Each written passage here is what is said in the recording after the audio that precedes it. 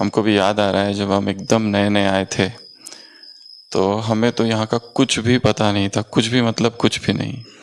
हम सीधा आ गए थे, सीधा बाबा मिलन 30 नवंबर 2003 घर गए और घर से वापस आ गए 15 दिसंबर 2003 हॉस्पिटल ज्वाइन किया। और जब आ रहे थे ऊपर एक भाई हमारे साथ थे, नागपुर के एक समर्पित भाई है, प्रेम भाई। तो वो पूछने लगे तुम कहाँ जा रहे हो, तो हमने कहा ऊपर ग्लोबल में। तो हमारी उम्र तब 21-22 साल ऐसी कुछ थी। तो उन्होंने कहा कहाँ रहोगे। हमने सोचा, हमने अभी पूछा ही नहीं किसी से रहना कहाँ है, पर सोचा था जब फर्स्ट टाइम जब बाबा मिलन किया था फर्स्ट एंट्री, तो जाते जाते वो शंकर मठ दिखा था। हमने सोचा वहां रह लेंगे, अगर ये लोगों ने कुछ रहने का दिया नहीं तो उस मठ में रहेंगे जरूर। तो वो भाई ने पूछा अच्छा तो तुम्हारा सामान किधर है। तो सामान तो हमारे पास था ही नहीं, बस एक पॉलीथीन थी और जिसमें कुर्ता पैजामा लिया था वो शांतिवन के सामने से। तो उन्होंने कहा, हमने कहा ये है बस। तो फिर तो तुम वहाँ क्या करोगे एज अ, मैंने कहा डॉक्टर। तो उन्होंने कहा अच्छा, तो तुम्हारे जूते वगैरह नहीं है। तो मैंने कहा चप्पल है बस। और चप्पल भी टूटी हुई। तो फिर यहाँ हम आए थे ग्लोबल में, तो डॉक्टर प्रताप से मिले ज्वाइनिंग के लिए। तो उन्होंने कहा कि तुम ये नहीं चलेगा, ये कुर्ता पैजामा नहीं चलेगा इधर, तुमको शर्ट पैंट पहनना पड़ेगा। तो हमने कहा वो तो हमारे पास है नहीं। तो वो किचन के घनश्याम भाई थे, उसको बुलाया, एक डॉक्टर आए हैं, तो उसके पास कुछ भी नहीं है। पहले उसको थोड़े कपड़े दिलाओ। तो फिर कपड़े दिलाए, वो घनश्याम भाई हमको लेके गए मार्केट।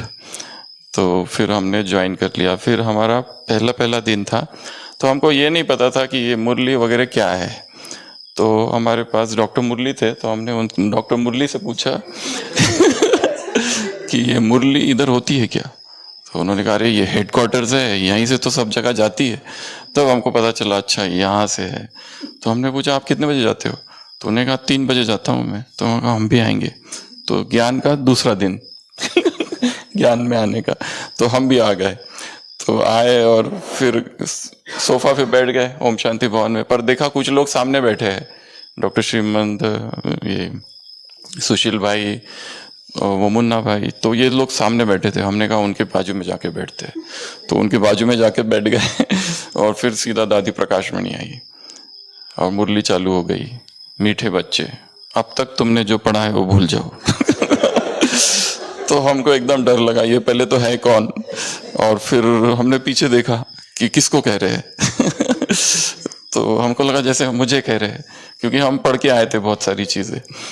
तो फिर मुरली भी पूरी हो गई और फर्स्ट डे था हॉस्पिटल का। इसके पहले भी सुनाया है, रामनाथ भाई एडमिट हो गए P1 वार्ड में। तो उनको देखने फिर दादी जानकी आ गई, तो हम वहीं खड़े थे, हमारा फर्स्ट डे था। तो दादी जानकी ने कहा ये कौन है। प्रताप सर ने कहा ये हमारे नए डॉक्टर आए हैं। तो दादी ने ऐसे देखा, फिर ऐसे हाथ रख दिया, हमको पता नहीं था ये कौन है। तो दादी ने कहा अच्छा ये है राज ऋषि। फिर हम हॉस्पिटल में ज्वाइन कर लिए। और फिर और किसी से पूछा आप लोग कितने बजे जाते हैं। तो उन्होंने कहा कि हम लोग तो 3 बजे जाते हैं, किसी ने कहा 2:30 बजे जाते हैं, किसी ने कहा हम 2 बजे जाते हैं, किसी ने कहा 1:30 बजे जाते हैं। हमने कहा हम भी जाएंगे, करना क्या है पता नहीं। और फिर 1:30 बजे पीछे से पैदल, और फिर वो कुटिया कुटिया का दरवाजा खोलते थे। संजय भाई थे, तो संजय भाई दरवाजा खोलते थे हमारे लिए। और वो इतना गहरा अनुभव होता था। हम 1.5 साल इधर रहे थे, पर कभी किसी से बात करने की इच्छा नहीं होती थी। और इतना मतलब हाँ,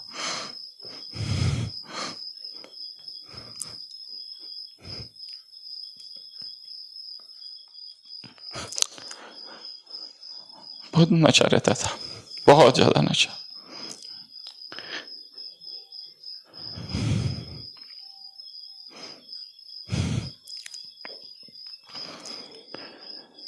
और सुशील भाई मिलते थे, और भी बाकी लोग थे उस समय, वो खाली दूर से मिलते थे, तो हमको बहुत खुशी होती थी इन सबको देखकर।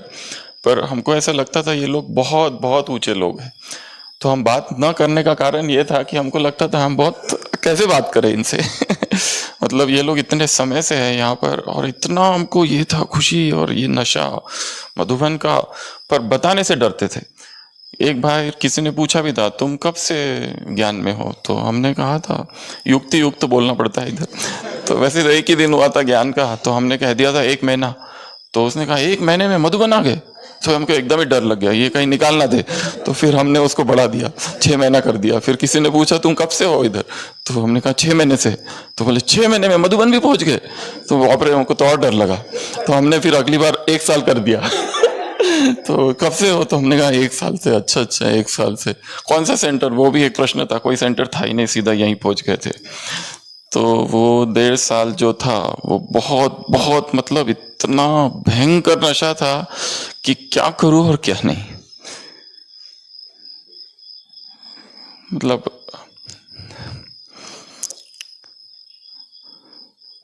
नींद ही नहीं थी। 1 बजे उठ जाते थे और फिर इंतजार करते थे कि 1:30 बजे ये लोग साथ में जाए और वो बाबा की कुटिया से ऐसी लाइट आती थी जबरदस्त कि क्या बताए किसको और कैसे बताए, और कैसे बताओ किसको कि मैं अभी अभी आया हूं, कि लोगों को लगता था हम बहुत पुराने हैं, पर ये सारा ज्ञान हमारे लिए नया था। और जब हम आए थे तो इतनी मेरे उनको ये थी इच्छा कि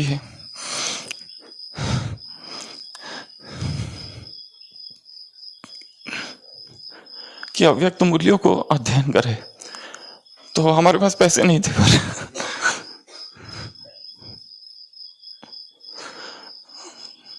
तो हम लाइब्रेरी जाते थे। तो लाइब्रेरी में हमने फिर वो चीनू भाई थे उनसे दोस्ती कर ली, पर हमको ऐसी बुक चाहिए थी जो हमारी हो, क्योंकि उसमें अंडरलाइन किए तो अगली बार लोगों ने डरा दिया तुमने लाइब्रेरी की किताब में अंडरलाइन क्यों की तो फिर हमको लगा फिर हम वेट करने लगे कि कब सैलरी आएगी। तो हमको फिर फर्स्ट सैलरी मिली 6,000 5,000 ऐसे कुछ थी उस समय। तो वो जो पैसे मिले हम सीधा लिटरेचर डिपार्टमेंट में गए, और 1969 से 2003 तक की जो अव्यक्त वाणियां थी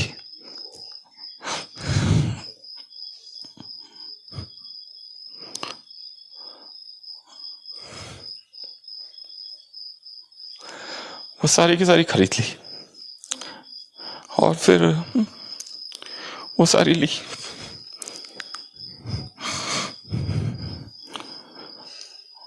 और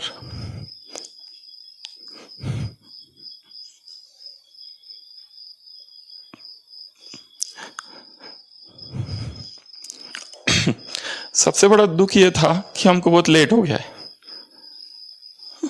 क्योंकि ये सब लोग बहुत आगे चले गए और हमारी मतलब जो परिचय मिला या भगवान मिले बहुत लेट मिले। तो हमको याद है हम बाहर ट्रांसपोर्ट में खड़े थे, वो पूरी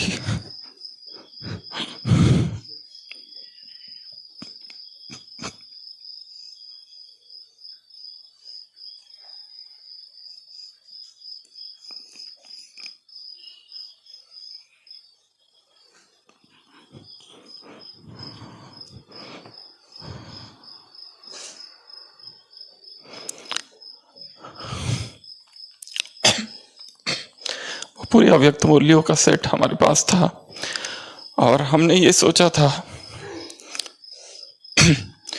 अब इस भगवान को छोड़ूंगा नहीं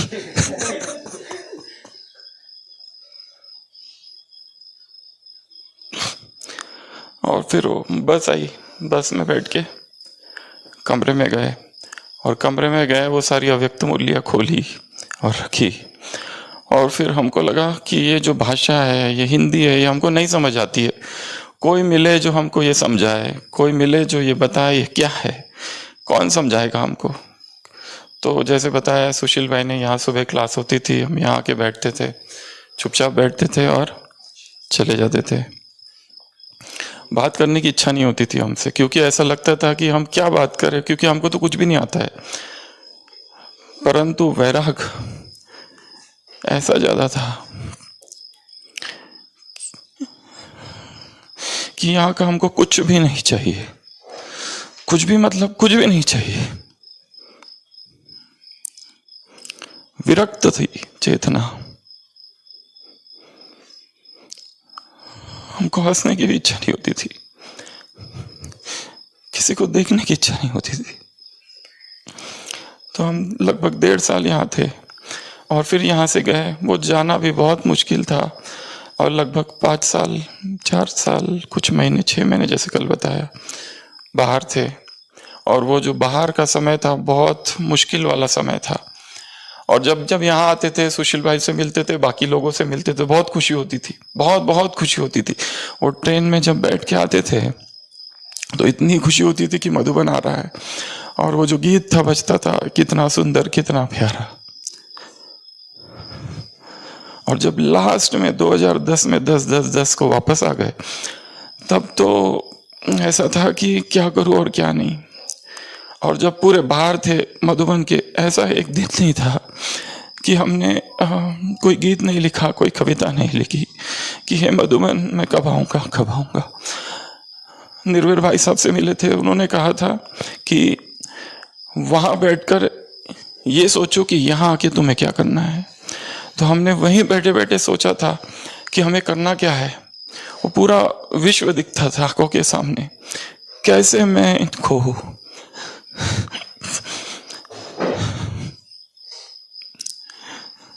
वो दूध जो मैंने पाया है। फिर यहाँ आए 2010, 2015, 2011, 2012, 2013 चुप ही रहे।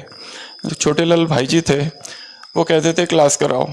तो हमको इतना डर लगता था ये क्लास वगैरह से, बहुत ज़्यादा डर।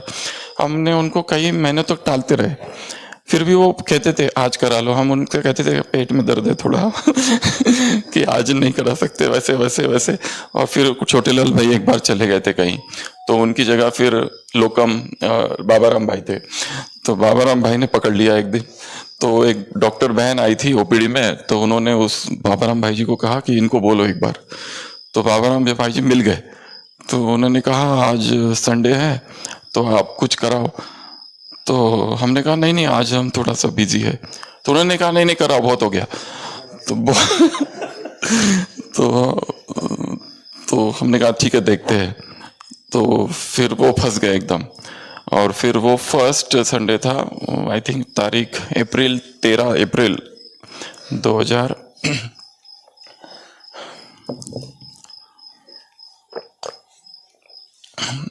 2013। तो भी इतना, तो हमने कहा अब करना क्या है, क्योंकि कभी बोला नहीं था। तो फिर हम बाबा के कमरे में बैठे और फिर बाबा से कहा अब क्या करूं मैं, कौन सा बहाना बनाऊं क्योंकि पेट दर्द सब हो गए, इनका भी कौन सा नया बनाऊं। और वो टाइम हो गया ऑलरेडी 5, क्योंकि 5 बजे अभी से बोल दूंगा ताकि वो दूसरों को बोल सके, ताकि मैं छूट जाऊं तो फिर जैसे उस बाबा के कमरे में इतना पावरफुल जैसे ये हुआ। और उस बीच में एक बार ऐसा हुआ था कि मोहिनी बहन मुंबई में थी, तो उनको लेकर हम आ गए थे 2010 में एम्बुलेंस से और फ्लाइट से। तो बाबा ने बीच में बुलाकर कहा था कि डबल डॉक्टर हो तो डबल सेवा करनी है। तो वो भी ऐसा लगा कि जैसे, और भी बाबा ने कुछ, एक बार दादी जानकी से मिले थे 2011 में, माइक हट गया था और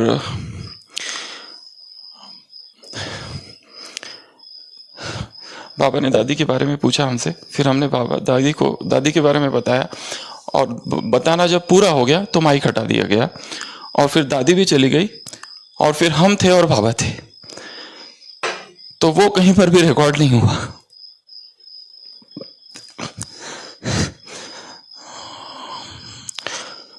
और ये बात शायद हमने आज तक कभी बताई नहीं, ये कहीं पर भी नहीं है।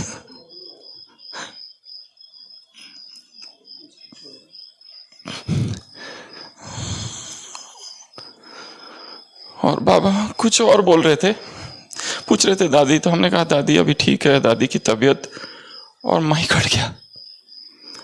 दादी भी बैठ गई, वो भाई भी चला गया, और बाबा ऐसे इधर उधर देख रहे थे।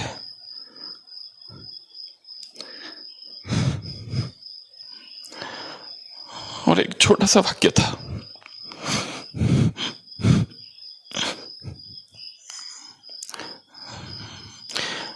बाबा ने नीचे देखा और फिर ऊपर देखा,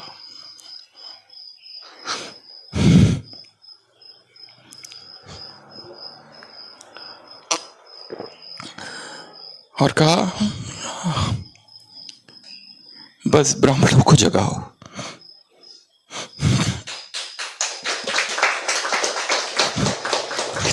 इतना ही था, बस ब्राह्मणों को जगाओ। और वो कह दिया, और हम एकदम से, और फिर वो भाई आ गए, सब आ गए, सब आ गए एकदम, और इतनी भीड़ हो गई वहां पर, और हट गया, फिर मना हम भी दूर हो गए। तो हम जब बैठे इधर बाबा के कमरे में, तो ऐसा हुआ कि हम क्या करें। तो वो बाबा की आवाज़ थी, या हमारा ही अपना ही चिंतन होगा शायद, या क्या था पता नहीं, परंतु वो आवाज़ ने हमसे कहा कि जब तुम बोलोगे तो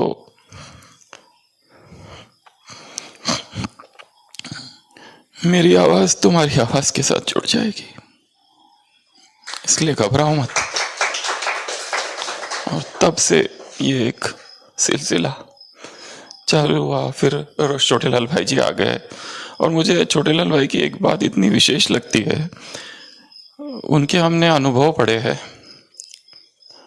बुक्स में पढ़े हैं, मम्मा के साथ के। वो इतने सीनियर है हमसे, पर हमको लगता है इतने बड़े व्यक्ति हमसे कहते हैं जबकि क्लास कराओ, तो हमको ऐसे अंदर से होने लगता है कि मतलब ये क्या है, ये कैसा है, मतलब ये, मतलब हम उनसे इतना चुप रह के दूर से उनसे सीखते हैं।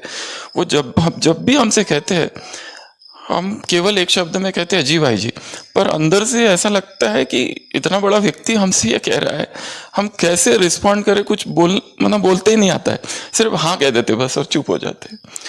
तो यहाँ पर जो भी है, मतलब चाहे चंद्रशेखर भाई, जो भी जितने भी भाइयों से हम मिले यहाँ पर, वो जब भी हम आए, सुशील भाई से ही जब भी हम मिलते थे, वो 2 मिनट की मुलाकात होती थी बस, पर वो इतनी खुशी वाली मुलाकात होती थी। 2003 की जब भी, वो एक अलग ही मुलाकात होती थी। वो हमको इतने सारे सामान दे जाते थे 1 मिनट में कि तू आप फरिश्ते हो, आप चल रहे हो, अरे वाह फरिश्ते से मुलाकात हो गई, अरे वाह पता नहीं क्या हो गया, आज फरिश्ते मिल गए। मतलब ऐसे बोल देते थे कुछ, तो एकदम ऐसा पूरा छक्का लगा देते थे। तो इतनी खुशी होती थी। तो जब भी आते थे यहाँ पर, और नीचे मंगेश भाई थे, उनके कमरे में मिलते थे। कभी कमरा बेड, दोनों बेड ऑक्यूपाई होते थे, हम नीचे सो जाते थे, हमको नीचे सोने में बहुत अच्छा लगता था। तो कभी मंगेश भाई होते थे, तो एक बार एक ट्रांसपोर्ट के भाई आ गए, तो उनका कुर्ता लटका था, हमको लगा हमारा है, हम उनका पहन ली और चले गए, हमको क्या पता। तो वो आके ढूंढ रहा है अपना कुर्ता, फिर किसी ने बताया तुमने किसका कुर्ता पहन लिया। तो हमको लगा अरे बाप रे ये क्या कर दिया। फिर शॉल थी हमारे पास, तो एक ही शॉल चला रहे थे 2-3 महीनों, कितने साल, 1 साल से, क्योंकि हम थोड़ा मतलब थोड़ा उस हालत में थे। क्या कहेंगे उसको, संपन्न, ये ऐसे कपड़े और ये सब चीजें हमारे पास नहीं रहती थी। तो वो हमारी शॉल थी, तो हमने धोई नहीं थी कितने महीनों से, वैसी थी वो। तो वो भाई आया, ऐसे ऐसे करने लगा। बोले सीधा हम नीचे गिर गए परम धाम से तुम्हारी शॉल को ये करके। तो हमको बहुत बुरा लगा, अरे ये शॉल खरीदनी चाहिए। फिर हम सोचते थे कोई तो आके सौगात दे दे, कोई शॉल दे देगा कोई, पर कभी नहीं दिया तब। फिर थोड़े से फिर हम वापस गए, और फिर उधर संघर्षमय जीवन रहा पूरा, हर चीज में संघर्ष था, हर चीज में संघर्ष, छोटी छोटी बातों में संघर्ष, वो कपड़े धोना और वो सब कुछ, मतलब लोगों के साथ रहना। तो वो एक बहुत ही, पर एक ही लगन थी, इतनी प्यास थी, ऐसी प्यास थी कि क्या करूं और क्या नहीं। जब यहाँ आऊं तो मुझे कुछ तो यहाँ मैं लेके आऊंगा, मतलब एक जैसे तूफान हूं ऐसा लगता था। और यहाँ से जब गया तो मैं नहीं जा रहा हूँ, जब यहाँ से गए थे मधुबन से बाहर जब जा रहे थे, ट्रेन में बैठे थे, तो ऐसा लग रहा था कि मैं यज्ञ हूं, जो मेरी सेवा करेगा वो मेरी सेवा नहीं करेगा, वो यज्ञ की सेवा करेगा। जो मेरे मार्ग में अति विघ्न बनेगा वो मेरे मार्ग का विघ्न नहीं होगा, वो यज्ञ का विघ्न होगा। तो उसी संकल्प से गए कि मैं यज्ञ हूं, और जब आए वापस तो ऐसे आए थे कि मैं तूफान हूं, ऐसे बम हूं, जैसे गिरूंगा, और वो गिरने को बहुत टाइम लगा पर गिरूंगा जरूर। पर ऐसे विचार, ऐसे संकल्प, ऐसी किसी को भी नहीं छोड़ूंगा। जो प्यार मेरे अंदर है, जब तक इस संसार की एक एक आत्मा में ऐसा जटा नहीं गाड़ दूंगा, रुकूंगा नहीं। तो ये सारे संकल्प थे, ये आज का अचानक का पाठ हो गया। ओम शांति।